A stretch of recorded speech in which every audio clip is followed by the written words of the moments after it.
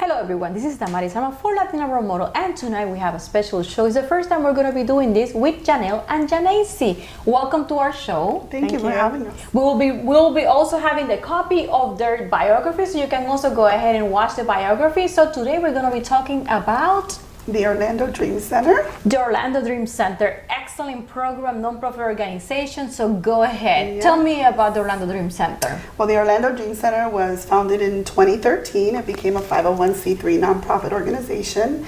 I started just going out there, feeding homeless, reaching women in human trafficking, and really just sharing whatever was in my heart at that time. But Janelle, how did that start? Because like you are talking about when you were doing things, but how does that dream started? What was in your heart? You were like, I have to do something, because that's how it started. Absolutely. It starts here, and then you start moving. Yes.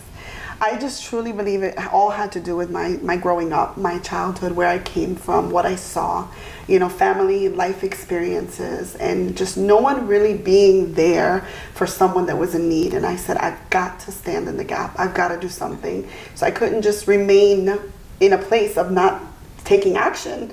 I was part of a very large church at that time, and I shared with my pastor, I said, we need to do something. We're 700 people sitting inside of a building. What are we going to do for those that are out in the community? Are we going to go and actually help them? Can the church leave the four walls? And the pastor at that time, he said, I send you with blessings, go on your way, and do what the Lord is telling you to do. So that's who we are today. Basically, you put in the faith in action. Yes. Actually, that's it. So you thought definitely out of the box. Yes. We cannot box God in. Absolutely So not. you were very brave on doing this. Yes. Had no idea how, but I was going to trust God and do it. So feeding homeless. Women in human trafficking. We ended up with a diaper program where we also assist families that are in need, that are struggling with diapers. It all, again, a lot of these things stem to my personal life, things that I had encountered as I was growing up, things that I had done. I was almost at one time homeless. I was almost at one time pretty much prostituting myself. And I also ended up having to reuse diapers with my son. So a lot of the programs that we offer today have something with a personal touch to it. So everything you're doing definitely touched your heart. Yes. So how Janacy becomes part of this? Well, we met about 7 years ago.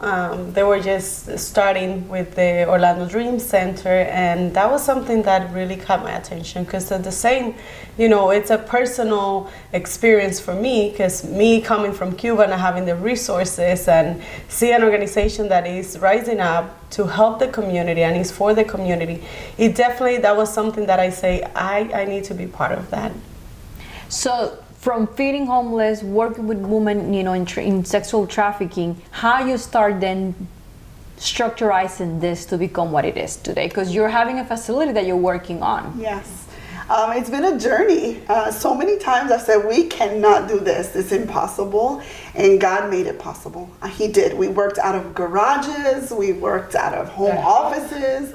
Wherever we had some little space, we made sure to take action and do something, create programs and say, we're going to make this happen. There was never really any funding or anything like that for these programs, but God provided every time. We never, ever have been without. And we've been able to help thousands of people in Central Florida. What has been your biggest challenge? Well, I would say that it's difficult to find other organizations or other people to help support financially. As a nonprofit organization, we depend only on donations. Like Pastor Janelle was saying, we don't have any funding, no government funding or anything. So sometimes to find the right people that say, okay, I'm here for you, maybe with an in-kind donation, or you can use my space, which we are blessed because we can use, community centers and all that. It's difficult, when you know the potential that the organization has and how many people's life have been touched, but just lacking on that area, it's a struggle itself. What are some of the events that you have been doing these past years? Tell me about the first ones, because those ones are the most interesting ones when you're doing things and you're not sure what you're doing, or you're like, am I doing it right or not? One of the very first events was a car show. A car show? Yeah, it was my husband's idea. And I was just like, okay, I guess. It was cars and motorcycles. And it was actually a really nice event. We had trophies and sponsors, and it turned out really good. It actually helped me to go to a special training in Chicago at the Chicago Dream Center. And that's where I was able to get the final, yes, this is what you are called to do. So they have a dream center in Orlando, in Chicago? In Chicago, in LA, in New York. We've got dream centers all over the nations. Oh, I wasn't aware. So they Yes. all belong together, or tell me? They don't belong together unless you affiliate yourself. We have not yet received the funding to be able to affiliate ourselves. That is our goal. That is our goal. It does cost $3,500 just to become affiliated, but we carry pretty much the same vision. So what are other events that you are carrying throughout the year? Throughout the year, we do mobile food drops, which that would feed up to... With the help of Second Harvest Food That Bank? is one of our partners, Second Harvest. We can feed up to 700 people in one of these events. They come and they get free groceries, and we also share with them the resources that are out there in the community. Goodwill, Job Partnership, different organizations, the Taft Community Center. We just, more and more, all of the NCFs, we try to get people connected to resources to help them move into self-sufficiency. Aside from the mobile food drops, we also do the diaper assistance program where we educate them and we assist them with diapers as well. It's usually the last Wednesday of the month. The last Wednesday of the month, yes, we're doing it at the Taft Community Center. If someone would like to have more information about the diaper distribution program, tell me a little bit about the diaper distribution. How do they qualify? What are the requirements? Yeah, so pretty much for people to qualify, honestly, they just need to be in distress. Like maybe if they're receiving what it is like weak, or if they have SSI, something that it will let us know that they really are in need. Maybe they're refugees, and they don't have any documentation yet that says that they're receiving those resources. So that's things that we want to see, and the reason why is because of our donors. They want to make sure that the donations are going to the people that really need it. So pretty much they would just need to go to our website, OrlandoDreamCenter.com, and register under Gentle Bottoms, because that's the name of the program. Once they register, we will contact them via email or by a phone call and let them know, when to come and what to bring and all that. So once they go to the activity, why they should be expecting? We're just going to educate them. We're going to share my story, why we give the diapers out. And why is it that you're doing this? I had to reuse diapers at the age of 18 with my son. I couldn't afford to have the diapers that he needed, and he would stool the diaper and I would flush it and I would clean it, wipe it off, and then I would put it back on him. Unfortunately, my son did get sick from doing that. He was in the hospital about 2 to 3 weeks. Behind that, I lost my job. Everything kind of just fell downhill from there, from him being in the hospital that time. Doctors even said that he probably wouldn't have children. I'm not a grandmother yet, and I say yet because I still do believe that he will have children when it's the right time. So that's the importance of not reusing diapers. So you're educating the youth also. Absolutely. Yes. Where is that you're going to educate youth? Well, right now we are working different programs like life skills.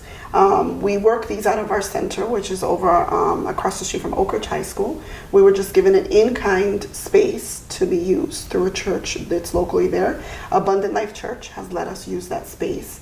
So again, we're just looking for different churches to also partner with us so that we can offer different educational programs to the youth that are out there. Sexual education, which has now been taken out of the schools. That's so important, absolutely. They don't want to talk about it. And the thing of it is that these children are going to do it. These youth are going to experiment. So they're hormones. We cannot, even if we are believers, we cannot become oblivious to that and turn away from it. It's happening, and we need to be aware, and we need to address it. When you see these people coming to the events, which I've been part of the events, what is the main need that you are like, we still need to work on this? What is that area that you feel like you need to do more? For us as an organization, I would say that there are many different areas, but giving them the resources and guiding them, one of the main ones is the life skills. Many of these people that they come, they don't even know that their resources are out there. They don't know how to do what they want to do, not even how to get there. Yeah. So those are essential, and I can speak by experience, because at one point I was there and I was in the line trying to get food, but it wasn't until an organization or someone say, hey, this is how you're gonna be able to do it.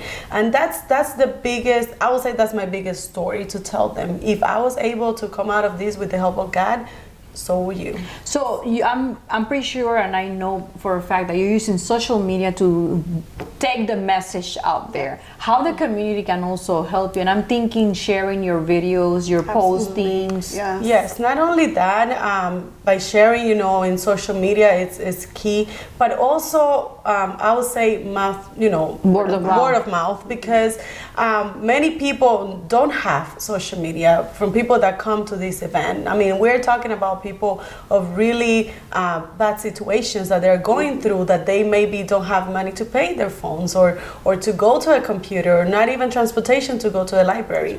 So if it's a word of mouth, if it's a neighbor or someone that they know in their job, that they might know someone else, that's the best way to do it.